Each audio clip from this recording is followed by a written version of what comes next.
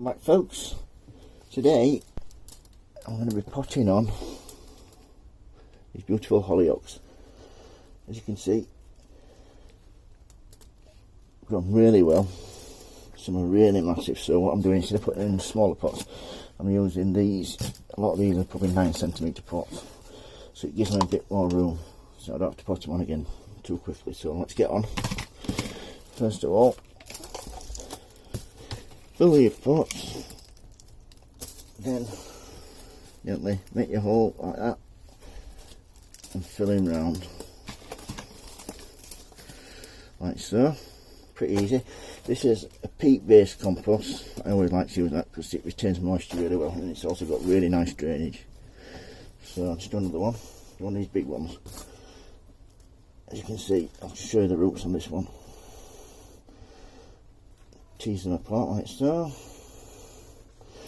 As you can see, look at the roots on that baby. If I try putting that in a smaller pot, it'd just be no good, so use one of the large ones for this. So fill it up like so. Then make sure the top of the plant is level with the compost, like so.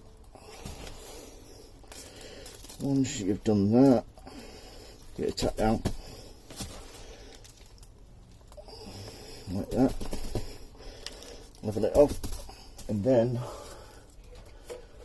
give it some water. Because I'm not in the kitchen, I can't water these from the bottom, so I'll just give them a soak like so, and then I'll do that 2 or 3 times until they're well watered. And then these can go, they don't have to go on the grow lights anymore, these can go on the top shelf, and there should be enough daylight for these now. It's warming up there anyway.